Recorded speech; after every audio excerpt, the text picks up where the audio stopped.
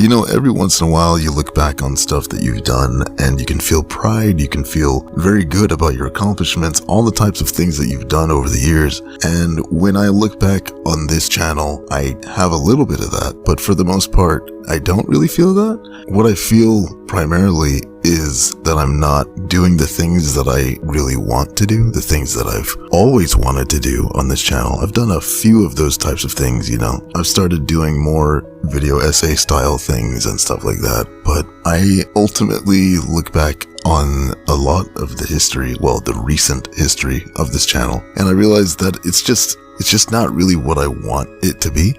I figured I should start trying to really make this channel into what I want it to be. And a good place to start is the channel icon, my little logo, because I look at that and I went back and watched the video where I made that logo, and it's just a self-portrait. Like, it's not a bad self-portrait necessarily, but I look back at it and that's just, I don't feel like that fits me anymore. I don't feel like it fits what I want this channel to be, you know? So I'm going to create a new logo for this channel, and the content that's on this channel following this video will be a little more focused, a little more art heavy, a little more me, I guess. Now come along, we got a logo to make. I don't know how Arthur got in here, my fault.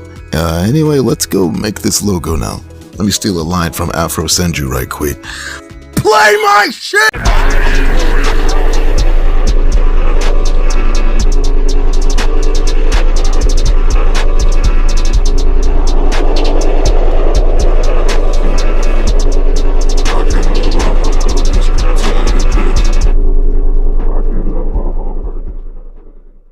Alright, I'm here, you're here. Are you ready to do this?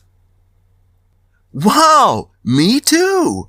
Okay, so what I was thinking before I even get started here is I don't want to do just another self-portrait. I want to do something a little more expressive, a little more fun, something that feels more like me, you know? And I know how ironic that sounds. I want something to feel more like me than literally just drawing myself.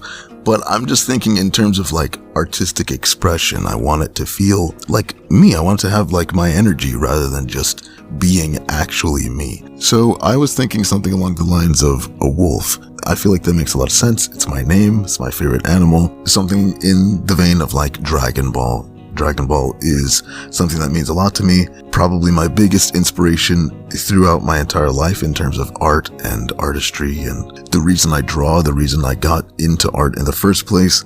I really loved the style of eyes that they have in Dragon Ball, and I wanted to do something similar to that, something that felt Dragon Ball-esque. I ended up going with sort of a like Super Saiyan 4 type of thing with that extra darkness around the eyes.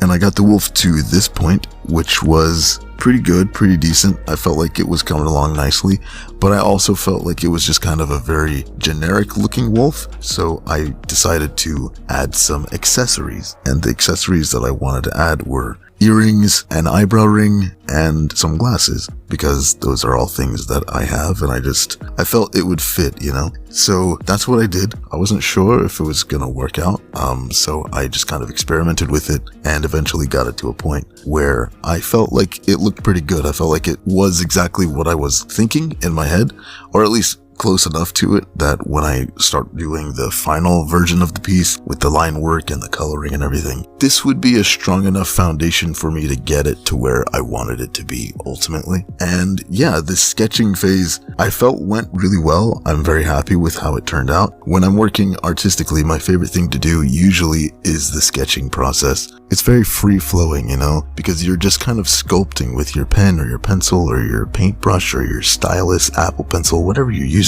You're kind of thinking, but on your canvas, and I just really enjoy that aspect of visual creativity. But that does mean this part of the process is over, and unfortunately for me at least, the next few pieces of the creativity process are kind of boring and tedious, just the line work and flat colors and all that stuff. Hopefully I won't get too bored. Hopefully it'll still feel fun and interesting and fresh as I get all the way through the whole process, but we'll see what happens. But I'll be right back with you after a word from our sponsor. Yeah, this video is not sponsored. I don't really know what to do here now. Play like a Samurai Jack clip or something. I don't know. Aye, Jack.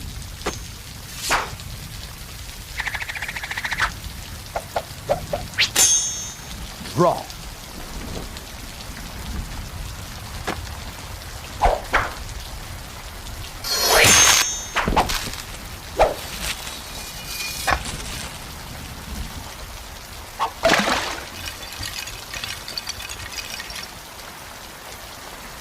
What the heck is that?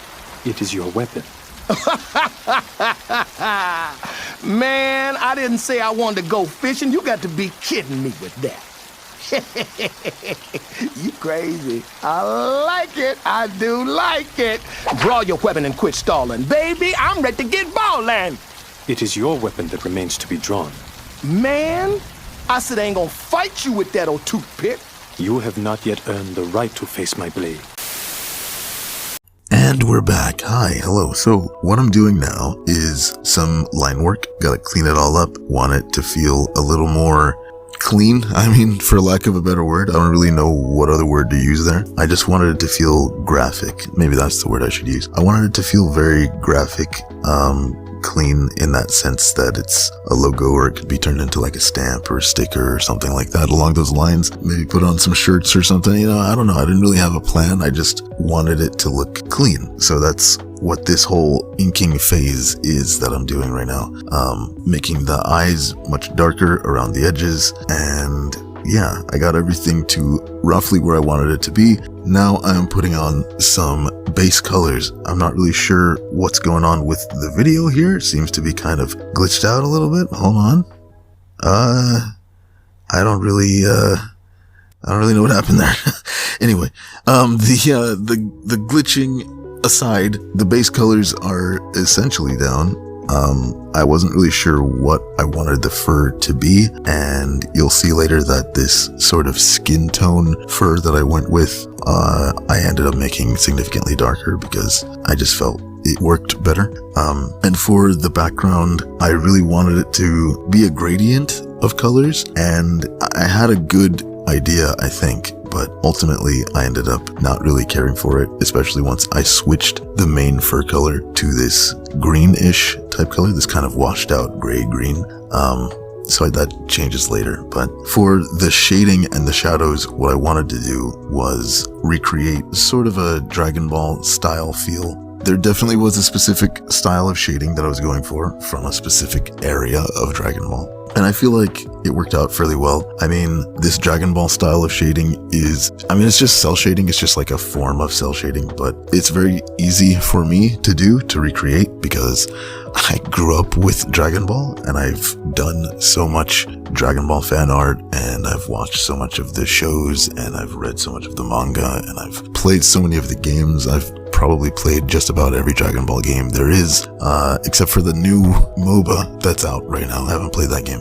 But yeah, this style of Dragon Ball shading is like second nature to me, and that's because like I said, I grew up with so much Dragon Ball, you know, and I took it in a lot of ways. Akira Toriyama is one of my biggest inspirations and kind of the primary reason that I started drawing in the first place, because I've been drawing since I was very small, like 2-ish years old, but he's one of the main inspirations as to when I started really taking it seriously in a lot of ways, and I just feel like I owe a lot of that to him. So as you can see, I switched the background color to just being orange. I feel like the contrast from the orange to the green works a lot better, and I just really like the way that it looked. So I kept that, and I also added a couple extra layers and levels to that, as you'll see in just a minute here. Working on this shine for the glasses. The type of shine that I wanted to get on the glasses was a very specific thing that I wasn't sure I'd be able to recreate, but I was going for sort of that glare that happens on Master Roshi's glasses in a lot of Dragon Ball media, but specifically the blue glasses with the yellow greenish frames. I'll find a picture of it, I'll put it up, but that's the kind of glare I was trying to recreate. I'm not 100% sure if I was able to like just recreate it, because I wasn't trying to necessarily 100% recreate it. I was kind of just trying to use it as inspiration and then do sort of my own thing, you know? And I feel like I did a decent job at that. It's always difficult to try and look at an art style and see what you want to take from someone else's art style, because that's kind of what being an artist is in a lot of ways, in my opinion at least, is You see what other artists do that you enjoy, that you admire, and you kind of steal bits and pieces from them. And once you have enough of those bits and pieces, that's kind of what ends up creating your own style, your own look, your own feel. And I always struggle with that, or at least I used to struggle with that a lot, trying to figure out what my style was or what felt like me in terms of artistry, and like if I had a visual signature or anything like that, you know. And so over time I feel like I've really gotten somewhere with it, you know. I feel like I have developed my own style, my own feel, my own visual identity in terms of my artistry. It took some time, but I feel like I really got somewhere eventually. And it's not easy, you know? It's not really about like sitting down and specifically trying to craft your own style, although you could definitely do that. I think it's more about just drawing and creating really often. And once you've got enough experience, your style will just kind of naturally come through, I think. And that's not to say you're not actively thinking about it and making micro decisions constantly on what you want something to look like or what is your style and what isn't your style, but it comes through experience, I think.